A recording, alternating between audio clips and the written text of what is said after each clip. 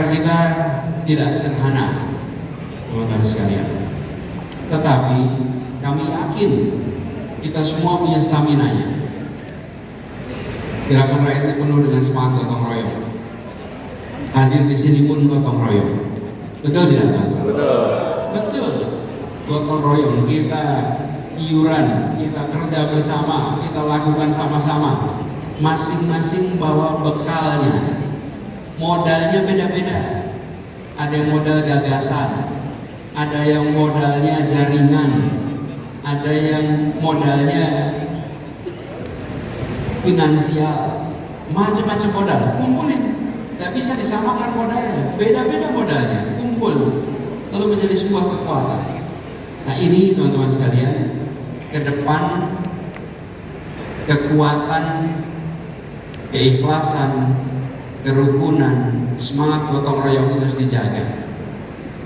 Yang paling banyak terjadi di negeri ini adalah sulitnya menjaga orang baik bekerja bersama terus-menerus. Mereka-mereka yang niatnya koruptif, yang manipulatif, selalu mudah bekerja sama. Cukup samanya 20% bisa akur.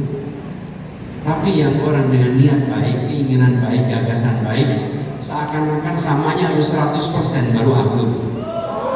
Kalau ada samanya 80% sulit akur, bedanya 20%.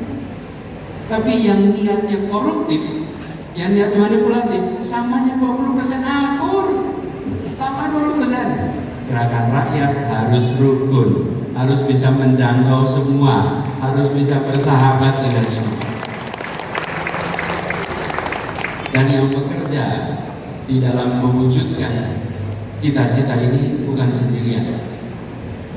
Teman-teman sekalian, bila kita tengok perjuangan selama 3 tahun terakhir, ada banyak yang terlibat, ada banyak yang ikut serta. Sebagian besar dari mereka belum pernah bersama dengan gerakan rakyat. Banyak yang belum bersama.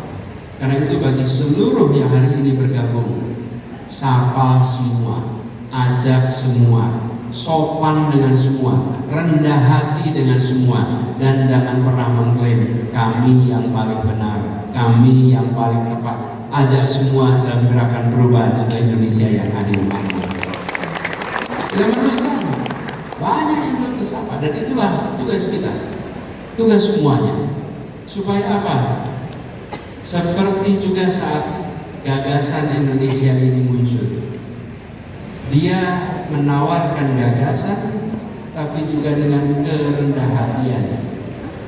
Dengan kerendah hatian, teman-teman, kalau kita ingat-ingat ya, lihat posisi mereka, yang nama-nama besar yang ada di BPUPKI, nama-nama besar yang ada di dalam daftar perintis kemerdekaan, itu mereka latar belakangnya orang-orang sekolahan, rakyatnya buta huruf, tetapi mereka tidak pernah menempatkan dan mengirimkan pesan yang merendahkan rakyat, yang menyepelekan rakyat. Tidak pernah. Semuanya dengan pesan yang menggugah, semuanya dengan pesan yang menyanjung. Mungkin teman-teman pernah dengar, saya berkali-kali berikan cerita tentang Bung Karno pernah bilang, beri saya 10 pemuda. Lalu apa? Saya akan apa? Beri 10 pemuda, saya akan guncang dunia. Pertanyaan, Indonesia lagi buta huruf waktu itu. 90%, 95% penduduk buta huruf. Jadi kalau ada 10 pemuda yang buta huruf, berapa persen kira-kira? 9. Jadi kalau kumpulin 10 pemuda, 9 buta huruf. Kira-kira dari 9 pemuda buta huruf, guncangan apa yang bisa diberikan untuk dunia? Coba teman-teman. Tapi Bung Karno tidak pernah bilang, saudara-saudara semua 95% buta huruf, berat betul berjuang dengan saudara-saudara sekalian. Apa yang kita bisa kerjakan dengan masyarakat yang masih buta huruf? Dia kirim suntikan pesan-pesan yang mengajak, menggugah. tidak pesan-pesan yang menganggap kami superior dan Anda inferior.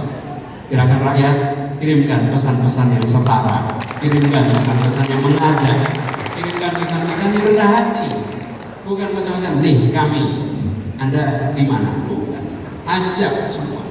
Dan itu menurut saya salah satu kekuatan mengapa di masa-masa awal pendirian Republik ini mereka bisa berkeliling, bisa mengirimkan pesan. Ada yang menarik lagi, semua menjalankan dengan integritas. Integritas. Tidak ada yang pernah menganggap pimpinan-pimpinannya ini sedang ngejar proyek. Nggak pernah. Nggak pernah. Oh, kita merdeka karena mau menangin tender. Nggak pernah. Mau merdeka karena mau mengambil APBN. Nggak pernah. Nggak pernah itu semua. Tidak ada gagasan di rakyat tentang mereka, para pendiri ini, sebagai orang-orang yang ingin mengambil kebermanfaatan pribadi. Integritas mereka tunjukkan. Saya berharap kader-kader gerakan rakyat menjaga integritas. Jaga integritas itu supaya pesan jadi kredibel, pesan jadi diakui, pesan dijalankan. Kenapa? Karena ada integritas di dalamnya. Jadi teman-teman sekalian, PR di depan kita itu besar, tapi bukan berat. Iya besar, tapi bukan berat. Besar kecil ada ukurannya, berat ringan soal perasaan.